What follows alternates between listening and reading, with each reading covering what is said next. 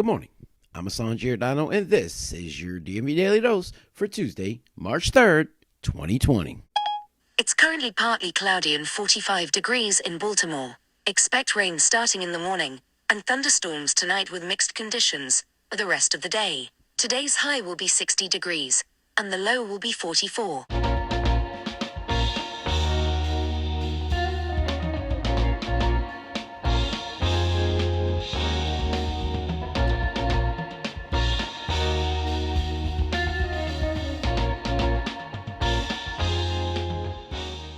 This episode of the DMV Daily Dose is brought to you by Zach Dingle for City Council, 4th District.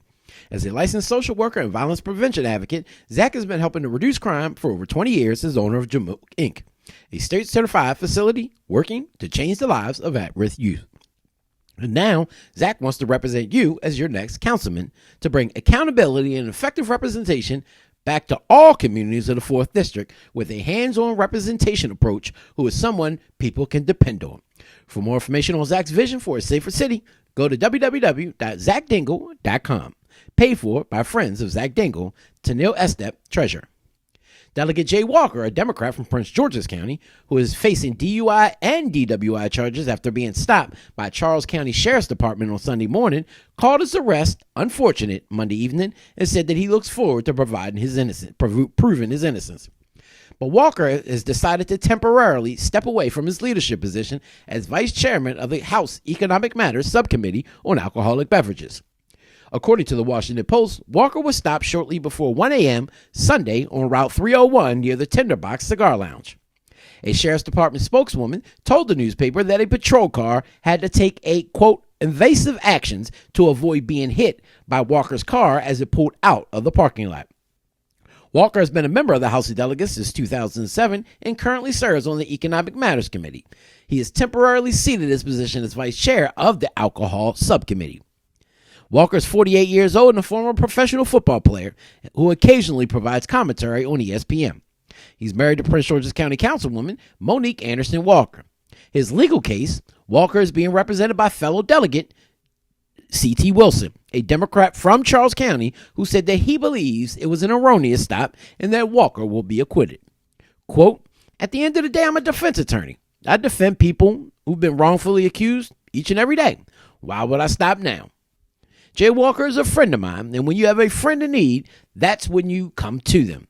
You don't walk away, you don't hide, and you don't use political expedience as an excuse.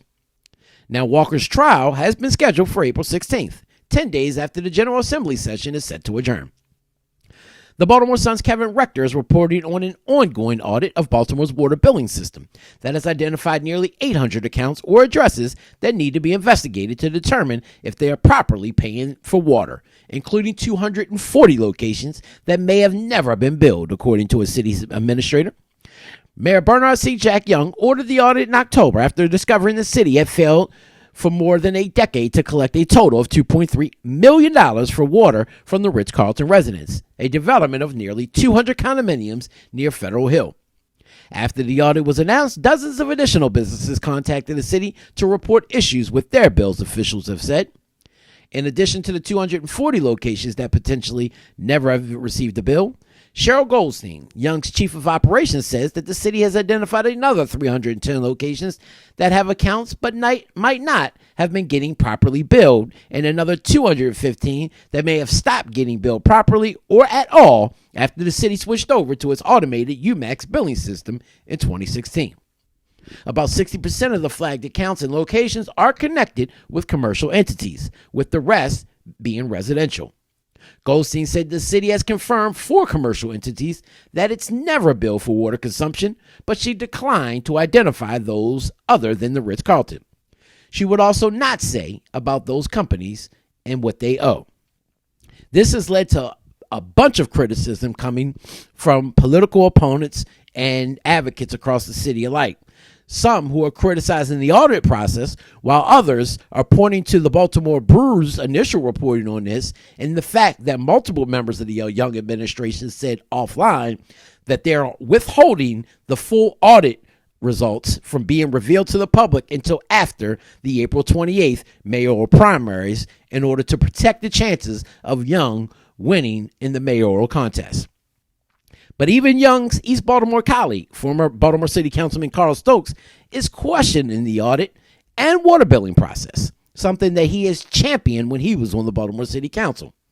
Quote, if people remember, my advocacy on making sure that every city agency and department was audited on an annual basis was killed in large part because of my council colleague, Nick Mosby.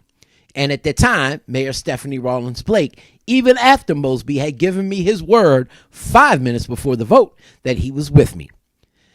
And if you remember, says Stokes, even mayoral candidate Councilman Brandon Scott voted against my audit bill back in 2012, which would have been proactive in highlighting issues like this instead of always being reactive to crises such as this, says Stokes, who is running for city council president in the upcoming April 28th primary against Mosby and a few other opponents. Well, Stokes also referenced two of those other opponents, specifically Councilwoman Shannon Sneed and Councilman Leon Pinkett, both freshman legislators who have been on the council for the past 4 years. Quote, why don't you go ask them why they didn't demand answers to this issue or seek to collect the money owed to the city by not just the water bills, but also the taxes collected by Uber and Lyft on behalf of the city via a state law to ensure that local residents pay the city taxes that nobody down at City Hall seems interested in other than Councilman Ryan Dorsey, says Stokes. What are these people doing downtown? We elect them to represent our interests, and it appears the wheel. Well, Stokes will face off against Mosby, Sneed, and Pinkett at a forum being sponsored by BDX Radio and Lou Fields down at the Arena Players from 6 to 9 p.m. And given those comments, I'm sure you do not want to miss this. The Baltimore Sun's Tim Pruden reports that friends of this podcast, Keith Davis Jr. and his wife, Kelly Davis, had some unfortunate news yesterday. Keith Davis Jr. maintained his innocence to the end, but Judge Sylvester Cox still sentenced him to 50 years in prison yesterday for gunning down a Pimlico security guard in the conclusion to yet another trial in the years-long politically charged murder case. The Baltimore Circuit Court judge took note of Davis's many supporters, but still handed down the maximum penalty under the law. Prosecutors tried Davis 3 times unsuccessfully for the 2015 murder of Kevin Jones before a new jury convicted him last summer of second-degree murder. His case became a rallying cry for social activists in Baltimore, including DMVDailyNews, who will continue fighting for his exoneration despite yesterday's sentencing, as many of us have called on State's Attorney Marilyn Mosby to cease her repeated prosecutions. Quote, I'm not the man I've been painted out to be, Davis said yesterday. A lot of these so-called facts about me just aren't facts at all. His public defender asked the judge to hand down 15 years. Prosecutors and Jones's family requested the maximum of 50 years. Police and prosecutors offered up no motive for the killing, and the prosecution of Davis hinged basically on some circumstantial evidence. He was convicted on evidence that his clothing matched that worn by the killer in surveillance footage, that cell phone records placed him in the area around the time of the killing, and that police found him with the murder weapon. But his public defender argued that officers planted that gun to cover their tracks after shooting him multiple times. Assistant Public Defender Deborah Levy presented the defense theory that police chased Davis mistakenly and thought he was armed and opened fire on him. They shot at him 30 times, hitting him in the face, neck, and arm. Levy also argued for hours Friday and Monday that Davis deserves a new trial. She told the judge that Prosecutor Seidel went too far in his closing arguments, misleading the jury and misstating the law. Cox denied her request for a 5th trial, saying he found the evidence supported by Seidel's closing arguments. Levy pledged to appeal. Mosby did not attend the sentencing hearing, but she did issue a statement afterwards. Quote, this case epitomizes the steadfast commitment to stay the course in the pursuit of justice for the Jones family in sentencing a lengthy sentence appropriately matched to his heinous and vile murder, she wrote. Over the years, Davis's case has drawn widespread attention in Baltimore and beyond. His case has been explored in a true crime podcast, and a group of activists known as Team Keith have taken up his defense, holding marches and rallies in the street and pouring over the evidence. They packed the courtroom yesterday and wrote enough letters of support to fill an entire booklet for the judge. The young sons of Davis, his wife, described him as a supportive and doting father. His wife, of course, Kelly Davis, said he called from prison to arrange boxing lessons when one of her sons was bullied at school. Now, Kelly Davis has emerged as a vocal critic of Mosby and a fierce advocate for her husband. She started law school to decrease the number of Keith Davises in this world, she told the judge. And while she addressed the court, she turned and stared down prosecutor Seidel, her voice firm. Quote, "As long as there is breath in my body, I will continue to fight. I will continue to organize. I will continue to advocate until my husband walks across that threshold of freedom into my home." Now, speaking of police misconduct, the Baltimore Sun's Justin Fenton is reporting 4 years after he was shot in the neck by Baltimore City Police during a traffic stop, 26-year-old Juwan Richards returned to a courtroom and watched prosecutors eat crow and undo his conviction related to the encounter. In the time since Richards' guilty plea and assault and weapons charges, it was revealed that a secret surveillance plane had recorded the incident without the information being disclosed to police or prosecutors.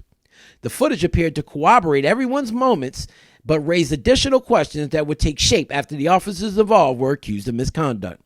Over the past 6 months, detectives Carmine Vignola and Robert Hankard, the officers who shot Richards, was faced with federal charges in lying and other incidents, and the lead investigator of the shooting was charged with stealing overtime. Richards' case was one of 9 more that were thrown out by prosecutors on Monday in the fallout of the Gun Trace Task Force scandal, in which members of Plainclothes Police Unit were convicted of robbing residents and lying in police reports. The continuing federal investigation of the GTTF led to the indictments of members of a second squad led by Sergeant Keith Gladstone, with Vignola and Hankard also charged with federal crimes. City prosecutors, meanwhile, have thrown out hundreds of cases involving these officers and others implicated in the scandal. Richards said he was startled by the officers and the claims that a gun was found under the driver's seat. It was not there before he was shot. Of the conviction being overturned years later, he said it's just crazy. That's God, though, right there. Well, Vignola and Hankard shot Richards on January 27, 2016 in northwest Baltimore. The officers, along with 2 other partners, said that they were driving in separate cars through the snowy streets of Baltimore when they saw Richards without a seatbelt and decided to pull him over. When they jumped out of the unmarked cars, Richards reversed, striking the door of Hankard's vehicle and bending it all the way back. Now, the officers fired into Richards' vehicle and he was struck in the neck. A passenger in the vehicle told investigators at the time he saw the officers' marked vests and police lights inside their vehicle and said that they said to show your hands and let me see your hands. After that, everything was a blur. They heard shots and dove out the door. Now, DMV Daily's own Ivan Bates, Richard's defense attorney, was informed of the plane footage in 2016 after Richard's plea agreement, but said that the recent corruption indictments put the evidence in a new light. He wrote in a motion last month that the officers' actions raised a question of whether Richards was being tracked by a GPS device without a warrant. Members of the Gun Trace Task Force admitted to using such trackers without warrants. Vignola pleaded guilty to lying to a federal grand jury about a BB gun planting incident in 2014. Hankard has pleaded not guilty to lying about that same incident to the grand jury, as well as another incident in which police planted drugs to get a search warrant. Robert Mahoney, who was the lead police investigator on the shooting case, was charged in January with misconduct in office and theft for allegedly lying to prosecutors about overtime work. He has a trial tentatively scheduled for next week. I'm your man, Mr. Politics, and this has been your DMV Daily Dose for Tuesday, March 3rd, 2020. For more information on all the articles I mentioned, just go on over to that website, www.dmvdaily.news.